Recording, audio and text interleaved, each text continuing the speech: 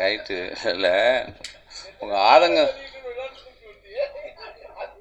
அதான் என் பாடல் வீட்டில் எல்லாம் பெருசுகள்லாம் வந்திருக்கு. சென்சாரை போட்டு கிள்ளின்னு கிழிக்காரு. இதில் வேறு அடுத்த படத்து கதையும் சொல்லிவிட்டாரு. எங்கள் அண்ணன் திருநாகசனை வந்திருக்காங்க, தோழர் பாலகிருஷ்ணன் தோழர் வந்திருக்காரு, எங்கள் வேல்முருகன் அண்ணன், செல்வமணி அண்ணன், பிரபுதாஸ், எங்கள் இளம் தேவா, பத்திரிகை ஜாம்பவான்கள், சக பத்திரிகையாளர்கள், இதெல்லாம் சாட்சியாக வீடியோ எடுத்துகிட்ருக்கிற தோழர்கள். மாட்டிக்கிட்டாரு இவர். எதோ எதிர்த்து அடுத்து படம் எடுக்கிற ஐடியாவிலே இவர் பேசலை. இப்போ பார்த்தீங்கன்னா போகிற போக்கில் ராமாயணம் கட்டுக்கதைன்ட்டார். இது ஏன் விட மாட்டான் இனிமேல். அதை கவனிச்சிக்கலாம் நீங்கள். போகிற போக்கில் ராமாயணம் கட்டுக்கதை கொண்டே விடுவாங்க. இப்போ என்ன சீதைன்னு ஒரு சிங்கத்துக்கு பேர் வச்சதுக்கே அடிக்கிறாங்க. இப்போ அதான் ஒருத்தன் சொன்னால் சரியா சீதையை வேணா உன் வீட்டுக்குள்ளே வந்து வச்சுக்கலான்டான். இப்போ நிலவரத்தில் இவர் கௌதமியை பற்றி பேசுகிறாரு. போகிற போக்கில் பாரத தேசமா பாலியல் தேசமா அடித்தார். நல்ல டைட்டிலாக இருக்குது. மொத்தத்துக்கும் இதெல்லாம் நோட் போட்டு இனிமேல் முரளி அடிச்சிருவாங்க. அதில் வேறு எங்கள் செல்வமணி வேறு கூட்டுக்கு சேர்த்துக்கிறாரு. அப்படி சார், இதுதான் யதார்த்தம்.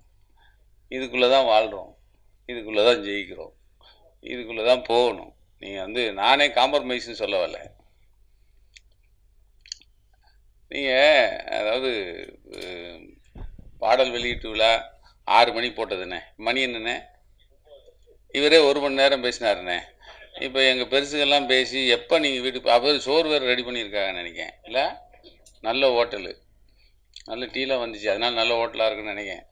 இப்போ பாடல் வெளியீட்டுலாம் இல்லை, சீனை போடக்கூடாதுன்ட்டாங்க.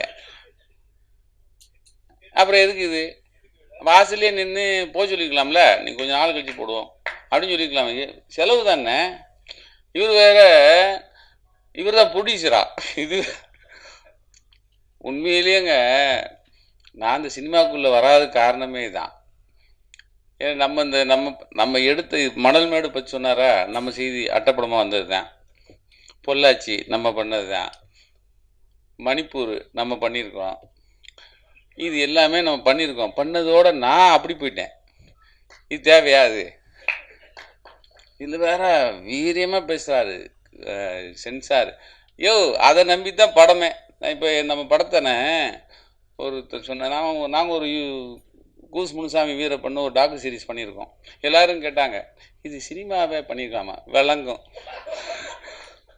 மொத்த சென்சார் வெட்டிவிடுவாங்க. இல்லை, அது எதுக்கு? அவங்கள போய் தொங்கிட்டு இருக்கிறதுக்கு. அப்போது சார், பொள்ளாச்சியை பற்றி தான் இந்த கதை. இல்லை, கற்பு பூமி. எனக்கு கற்பு பூமியே ஏன் டைட்டில் எடுத்தாரு எங்கள் தோழர் கேட்டார். இப்போ என்ன சரி, அது ஒரு பக்கம். நான் அதுக்குள்ளே அந்த விவாதத்துக்கெலாம் வரல. பொள்ளாச்சியை நான் போடும்போது தானே ஒரு எஸ்பி என்ற பேசினார். எஸ்பி பேசுகிறார், பாண்டியராஜன். அவர் சொல்லலாம், அவர்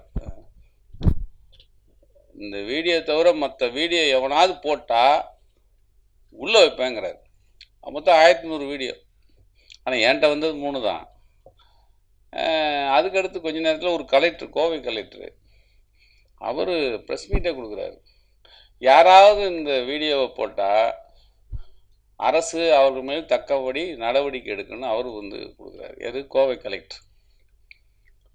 இது என்ன நாங்கள் வெளியிடுறது என்னென்னா, ஒரு பிள்ளைய பெல்ட்டால் அடித்து துன்புறுத்துவாங்க, இதை தான் நம்ம வெளியிட்டோம். சரி, இந்த பக்கம் ஒரு அரசியல் தலைவர் எங்கள் நிருபரை எச்சரிக்கிறார், கொண்டே விடுவோம், நாங்கள் யாருன்னு தெரியுமாங்கிறார். ரைட், அதெல்லாம் போச்சு வந்துச்சு. இப்போ என்னை சாட்சிக்கு கூப்பிட்டாங்க. சாட்சிக்கு போகிறோம். எங்கள் சிபிசிடி அலுவலகம். நம்ம ஜாபசெட் அண்ணன் தான் அவர் அதுக்கு பொறுப்பாளராக இருந்தார். என்னை விசாரணைங்கிறது பேரில் உள்ளே கொண்டு போனாங்க. உள்ளே போனால் 2 செல் இருக்குது,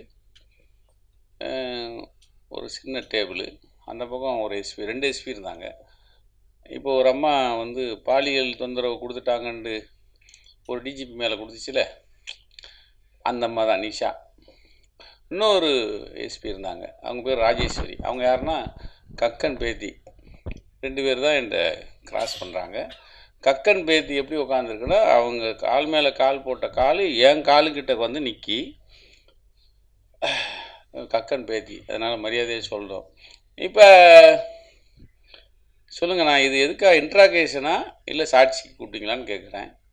யாரை கேட்டு இந்த வீடியோ வெளியிட்டீங்கன்னு கேட்குறாங்க. ரைட்டா? அப்போது நான் சொன்னேன், யாரை கேட்குறேன்னு கேட்டேன். வெளியிட்டிருக்கவே கூடாது. யார்? பெண்கள் 2 எஸ்பி, அது முக்கியமாக ராஜேஸ்வரி, கக்கன் பேத்தி கேட்குது. யாரை கேட்டு வெளியிட்டாங்க? நான் சொன்னேன், இல்லைங்க யாரையும் கேட்கணும், ஏதாவது சட்டம் இருந்தால் சொல்லுங்கள் அப்படின்னேன். நானும் சரி, மிச்சம் இருக்கிறதுங்க, இதுக்கு என்ன தண்டனை தெரியுமா அப்படிங்கிறாங்க. நான் சொன்னேன், நீங்கள் பொம்பளை தானே, நீங்கள் பார்த்தீங்களா? நான் கேட்டேன், இது பார்த்தீங்களா? Sir, mind your words. ஏமா ஒரு 2-3 ஒரு சீடியில் பெண்களை வக்கரத்தோடு பண்ணிகிட்டு இருக்காங்க. அதை ஒருத்தன் இப்போ வீடியோ எடுத்து அனுப்புகிறான், அதை நாங்கள் போடுறோம். இனிமேல் இது நடக்கக்கூடாது அப்படிங்கிறது தானே நம்ம கொண்டு போகணும். அதை விட்டுட்டு ஏன் போட்டேன்னா என்னமா அர்த்தம் அப்படின்னா, இல்லை இதாங்க சட்டம். எதுக்கு சொல்ல வரேன்னா, எடுத்த பத்திரிக்கையில் போட்டவனுக்கே நமக்கு இது வேறு சினிமா எடுத்து வேறு விடுவாங்களா? இவர் நினச்சிட்டாரு, இவர் வேறு அப்பட்டமாக இப்போ ஒரு சீன் காமிச்சாருண்ணே, நீங்கள் அண்ணன் பார்க்கல, திருநாவுக்கரசனே நீங்கள் பார்க்கல, இவர் ஒரு சீனை காமிச்சார் எங்களுக்கு, எல்லோரும் காமிக்காது எங்ககிட்ட. அது லாகப்புக்குள்ளே, அது எந்த மணல் மாடுதா? பொள்ளாச்சி நடந்ததா? அது ஒரு சீன் போட்டார். அது வந்து போடக்கூடாதுன்னு சொல்லிட்டாங்கன்னா கட் பண்ணிட்டாங்களா? ஒரு காட்சியிலேயே 10 இடத்துல கட் பண்ணியிருக்காங்க. 10 கட்டு, மொத்தம் 109 கட்டு. எஸ், கம்மியாக கட் பண்ணியிருக்காங்க சார். யதார்த்தம் வேறு சார். நான் என்ன சொல்கிறேன், நீங்கள் உங்கள் வேகம் புரியுது, உங்களுடைய அந்த சமூகம், இந்த சமூகத்தில் இருக்கிற இந்த பாலியல் பிரச்சனை, அதை வந்து கொண்டு வந்து சேர்க்கணும், எங்களுக்கும் அது இருக்குது. ஆனால் இதை மீறி உங்களை நம்பி இருக்கிற டெக்னீஷியன் எவ்வளோ பேர் இருந்தாங்க, எவ்வளோ பேர் இருக்காங்க. இப்போ நீங்கள் ஒரு உதாரணம் ஆக்கிட்டீங்க. எப்படின்னா, இது வந்தால் நாங்கள் 109 கட் பண்ணுவோம், இனிமேல் இது மாதிரி படம் வந்தது பூரா கட் பண்ணுவாங்க. அப்போது இந்த நான் சொன்னேன்ல, சினிமாங்கிறது இதுதான். இந்த சினிமாவுக்குள்ளே தான் நீங்கள் வாழ்கிறோம். அந்த சினிமாவை இப்போ வந்து ஆட்கொண்டாங்க. இப்போ யார் ஆட்கொண்டது? நான் சினிமாவை சொல்ல, இது என்னது, சென்சாரை ஆட்கொண்டாச்சு. இப்போ நீங்கள் ஒரு கௌதமி மேடத்தை சொல்கிறீங்க, அந்த அம்மா கட்டு கொடுத்துச்சு, கடைசியில் ஒரு கட்சியில் போய் சேர்ந்துருச்சு. அது வேறு சொல்லும்போது 2 பெரிய கட்சி. அப்போ இந்த கட்சியெலாம் நடுவில் இருக்கிற ஒரு அகில இந்திய பெரிய கட்சியில் இருக்கார் எங்கள் அண்ணன். அப்போ இது வந்து நீங்கள் வந்து பழிவாங்கப்படுறதா நீங்கள் நினைக்கிறீங்க. இதை மீறி தான் நீங்கள் ஜெயிக்கணும் சார். இதுதான் சார் உலகம். நீங்கள் உங்களை கன்வின்ஸ் பண்ணுறதுக்காக நான் வரல.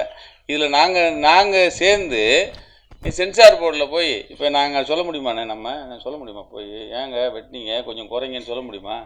சொன்னால் எடுப்பாங்களாண்ணே? மேற்கொண்டு வெட்டுவாங்க. அப்போ இந்த கூட்டம் எதுக்கு? சென்சாருக்கு எச்சரிக்கைக்கு தான் இந்த கூட்டம் போட்டிருக்கீங்க. ஆனால் சென்சார் இது கேட்பானா அப்படின்னா எனக்கு என்னமோ தெரில. அதாவது உங்களை நான் வந்து என்னது,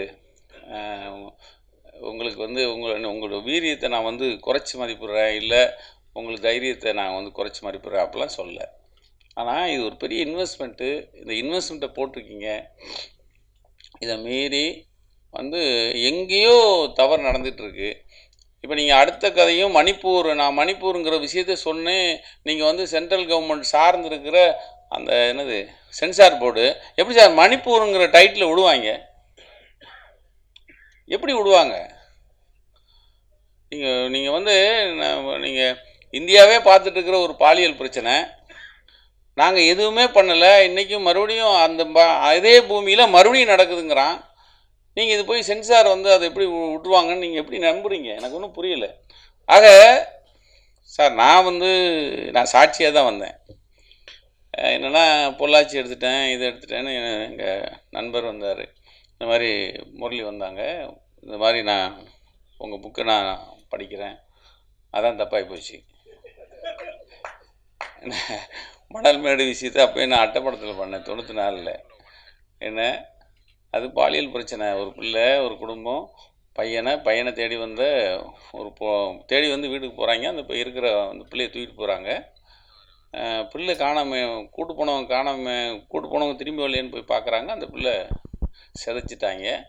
சிதைச்சதை கேட்க போன இடத்துல மறுபடியும் இவங்களுக்கு துன்பப்படுத்துகிறாங்க. மறுபடியும் வீட்டில் வந்து பால்டாட் குடிச்சு எல்லாம் செத்துறாங்க. இது அட்டைப்படமாக பண்ணும். இது 94 சார், 30 வருஷம் ஆச்சு. 30 வருஷம் அது குறைஞ்ச பாடு இல்லை, கூட்டிட்டு தான் இருக்குது. இப்போ நீங்கள் இதுக்கு என்ன இது, எல்லா கட்சிகளும் சேர்ந்து நாம் வந்து ஒரு ஒரு ஒரு இதுக்கான தீர்மானம் போட்டு, நீங்கள் சென்சார் போர்டுக்கு எதிராக நம்ம ஒரு தீர்மானம் போட்டால் எடுத்துக்குவாங்களா? கிடையாது. ஆக ப்ராக்டிக்கல் என்ன ப்ராக்டிக்கலாக நம்ம செய்ய போகிறோம் அப்படிங்கிறத எல்லோரும் உட்காந்து பேசி, சென்சாருக்கு தெரிஞ்சவங்க யாராவது இருந்தால் பேசி, ஏதோ 1-2 கட்டை கொஞ்சம் குறைங்க அப்படின்னு சொல்லி ஏதோ பேசி இது முதல்ல வெளியிட்டுட்டு மக்கள்கிட்ட கொண்டு போய் சேர்க்க வேண்டியதை சேர்த்துட்டு அதுக்கு அடுத்து கொண்டு போகிறது என்னுடைய தாழ்மையான கருத்து. ஏன்னா நீங்கள் இப்போ உங்கள் படம் பூராமல் இந்த பாலியல் பிரச்சனைகளை நீங்கள் போகும்போது சொல்லுங்க, இந்தியாவே பாலியல் ஆச்சு, தமிழ்நாடே பாலியல் ஆச்சு, இது வேறு உள்நாட்டு கலவரம் வந்துடும். நீங்கள் தமிழ்நாடே பாலியல் ஆக்கிட்டுனாரு, ஏதோ இங்கே தான் அமைதி பூமின்னு சொல்லிகிட்டு இருக்கோம். இப்போ இருக்கிற பிரச்சனை ஏதாவது வந்ததுன்னா நம்ம வெளியே கொண்டு வரோம், ரைட். ஆக உங்களுக்கு ஒன்று நடந்தால் தமிழ்நாடே பாலியல்னு சொல்கிறது இருக்குல்ல, அதை நான் ஏற்றுக்க முடியாது. அது ஏன்னா இப்போது மற்ற வடக்கு மாநிலத்துக்கும் நமக்கும் நிறைய வித்தியாசம் இருக்குங்கிறத நான் எல்லோரும் சொல்கிறான். ஆக உங்களுடைய முயற்சி, நீங்கள் எடுத்துக்கிற இது எல்லாத்துக்குமே நக்கீரன் ஆதரவு தருது. அதே நேரத்தில் உங்களை நம்பி இருக்கிற டெக்னீஷியன், நீங்கள் இவ்வளோ நீங்கள் ஒன்றும் சும்மா வந்து ஏதோ பெரிய கோடீஸ்வரர் வீட்டு பிள்ளையாக தெரில பார்க்கும்போது. இப்போ இதுக்கு எத்தனை கோடி செலவழிச்சிங்கன்னு எனக்கு தெரியாது. இன்னும் வேறு 15 கோடி பட்ஜெட்டுக்கு அது யார் பட்ஜெட்டு, யார் வந்திருக்கா ப்ரொடியூசரு? வெளிநாடு. சரி, நல்ல வேலை, அதை சொல்லாமல் போச்சு, பேரை சொல்லல. ஆக ரொம்ப கஷ்டப்பட்டு ஒரு படத்தை எடுத்து ரொம்ப இவ்வளோ பெரிய தலைவர்கள்லாம் கூப்பிட்டு ஒரு பாடல் நான் பார்த்து வியந்தேன். பரவாயில்ல, ஒரு பாடல் ரிலீஸுக்கு நீங்கள் வந்து பெரிய தலைவர்கள் எல்லாரையும் நீங்கள் கூப்பிட்டு இவ்வளோ தூரம் பண்ணுறதுங்கிறது உங்களுடைய சக்தி. அதாவது நீங்கள் மனிதர்களை சேர்த்து வச்சுருக்கீங்க. ஆக இதை வச்சு இந்த விஷயத்தை நீங்கள் மக்கள்கிட்ட கொண்டு போய் சேர்க்குற வழியை, என்ன வழி இருக்கோ அதை பார்க்குறது தான் நல்லது. அதுக்கு மேடையில் இருக்கிறவங்களும் சரி, அதுக்கு சாட்சியாக நானும் உங்களுக்கு உறுதுணையாக இருப்போங்கிறத சொல்லி விடைபெறுகிறேன். நன்றி.